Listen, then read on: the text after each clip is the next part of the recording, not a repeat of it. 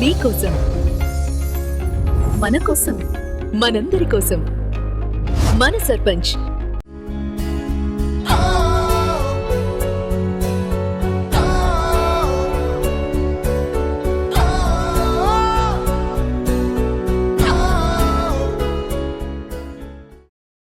నమస్తే, welcome to 3T TV మన సర్పంచ్.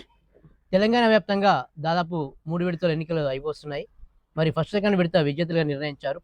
అభ్యర్థులందరూ కూడా నువ్వనన్నట్టుగా ప్రచారం సాగించి కొంతమంది గెలిచి ఉన్నారు. మరి దాంట్లో భాగంగా ఈరోజు మనం మహబూబ్నగర్ జిల్లా జడ్చల్ నియోజకవర్గం మిడ్జిల్ మండలం రాణిపేటలో ఉన్నాము. రాణిపేటలో మరి కాంగ్రెస్ పార్టీ బలపరిచిన అభ్యర్థిగా నిలబడి కర్ణెకోట మాదేవి మల్లేష్ గారు గెలుపొందారు. మరి ఆ గెలుపు విజయం ఏంది, ఆ విజయం పత్రం సాగడానికి వాళ్ళు ఏ విధంగా కష్టపడ్డారు, ఇలాంటి అనేక విషయాలు మనం చర్చించే ప్రయత్నం చేద్దాం. అన్న నమస్కారం అన్న, వెల్కమ్ టు 3T టీవీ అన్న. థ్యాంక్ యూ అన్న, ముందు మీ పరిచయం చేసుకోండి.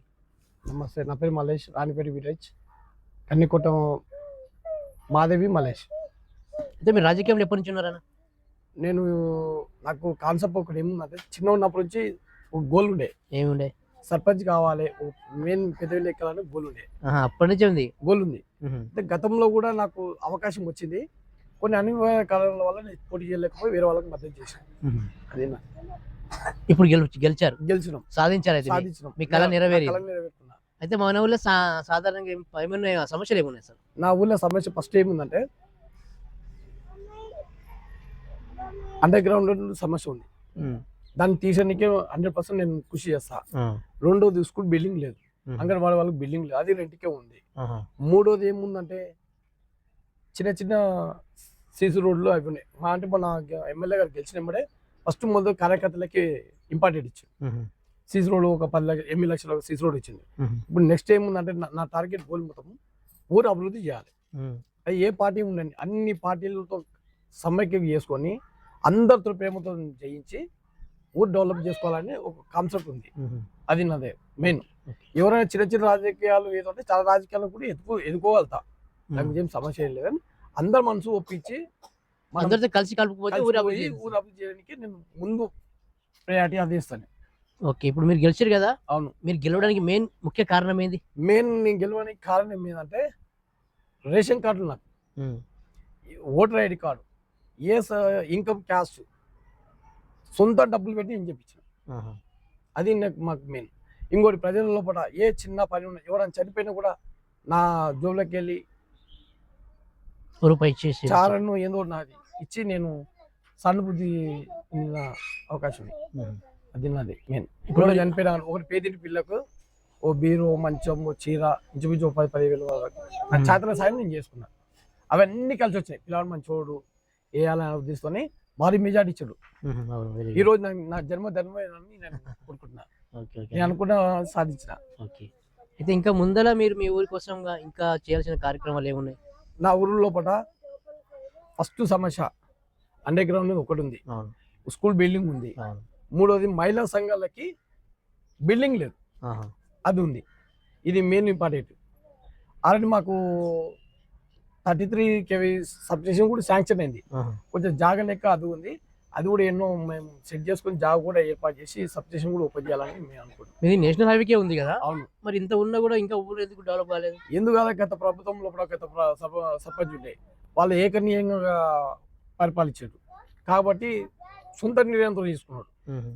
అట్లా కొంచెం ఇంకా పడి ఉన్నాయి. ఇప్పుడు అట్లే లేదు. ఆల్ పార్టీ ఏ మీటింగ్ అయినా కానీ అందరు ప్రజలు, అక్కలు, మహిళలు అందరూ ఉంటాయి కదా, అందరు ముందర సమస్యకి ఈ సమస్యకి ఇది వచ్చింది, దీన్ని ఎట్లా చేద్దాం, దీనికి ఎట్లా ముందుకు వెళ్దాం, వాళ్ళ అభిప్రాయంతో తీసుకొని నేను ముందుకు వెళ్తా. నా సొంత నిర్ణయం మాత్రం ఎప్పుడూ ఉండదు.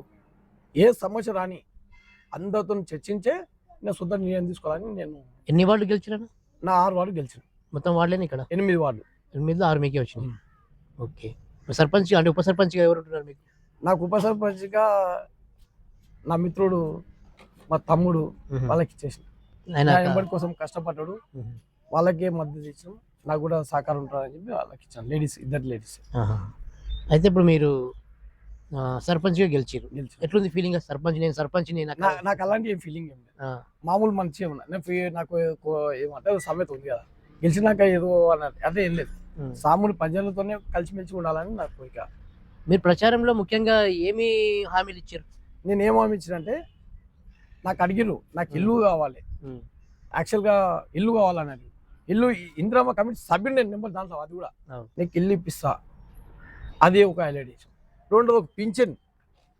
గత ప్రభుత్వం లోపల భర్తలు భార్య చనిపోతే కూడా పింఛన్ రాలేదు, ఆహా, అది గవర్నమెంట్ లాక్ ఉంది, అదే ఫాలో అయింది. కాబట్టి ఈ రోజు మనం మా ఎమ్మెల్యే గారితో కూడా డైరెక్ట్ అడిగిన, అన్న నాకు 44 పింఛన్లు కావాలి అంటే గెలిచి రామాలేష్ నీకు ఏది కావాలో నీకు చేస్తా, ఏది అడిగినా నీకు చేస్తా, డెవలప్మెంట్లో మాత్రం కాంపిటీషన్ కాలేదు అని మా ఎమ్మెల్యే గారు కూడా మాటిచ్చారు. ఎట్లా ఉంటుంది ఎమ్మెల్యే గారికి మీకు?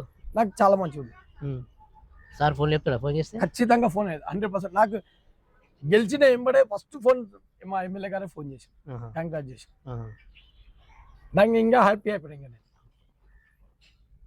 అయితే మరి మీరు చిన్నప్పటి నుంచి మీకు డ్రీమ్ గా ఉండే సర్పంచ్ అని, ఆ డ్రీమ్ నేను నెరవేరింది. ఉమ్. మరి ఫర్దర్ నెక్స్ట్ లక్ష్యం ఏంది మీకు? నెక్స్ట్ ఫస్ట్ ఇప్పుడు నేను ఏమంటే విజయానికి తొలిమెట్టు నాది ఉమ్, సర్పంచ్. నెక్స్ట్ చూద్దాం ఉమ్. దేని గురించి, దాన్ని ఏ విధంగా ఫాలో అవ్వాలని దాన్ని నెక్స్ట్ టార్గెట్ చేస్తాం. అయితే ఊరు అభివృద్ధి కోసం మీరు ఏమైనా ప్రణాళికలు ఉన్నాయా? అంటే గ్రామ పంచాయతీ ఉన్నాయి, నుంచి ఉన్నాయి. నిధులు కానీ అవన్నీ ఉన్నాయి, ప్రణాళికలు? ఉన్నాయి. ఏ విధమైన ప్రణాళికలు ఉన్నాయి?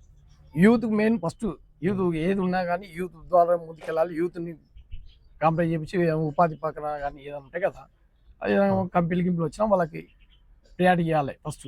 అవును. ఫస్ట్ మన యూత్ మేలుకుంటాం, తల్లిదండ్రులు మేము చేసుకుంటాం. అట్లానే నేను యూత్ని ప్రిఫరెన్స్ చేయాలనుకుంటున్నాను. ఇప్పుడు నాకు మన యూత్ అడిగారు, అన్న నాకు వాలీబాల్ గ్రౌండ్ కావాలి, దానికి నీ వచ్చి సహకరించాలన్న. అరే నా చేతనే సాయి నేను చేస్తా, యూత్కి 100% చేస్తా, నా ఎంబడి ఉన్నా అని నాకు మాటించుకుని దాని ముందర వెళ్ళాలి. ఫస్ట్ యూత్గా ప్రిఫరెన్స్ చేయాలనుకుంటున్నాను. అవును. ఎందుకంటే వాళ్ళే మెయిన్. మెయిన్ అది. సో ఇప్పుడు మిమ్మల్ని గెలిపించిన రాణిపేట గ్రామ ప్రజలకు కృతజ్ఞత భావంతో ఏం చెప్తారు? నేను నా రాణిపేట ప్రజలు తల్లులు కానీ అందరూ కానీ వాళ్ళకు శతకోటి వందనాలు నేను చెప్పుకుంటున్నా. నాకు చాలా డ్రీమ్స్ ఇచ్చారు.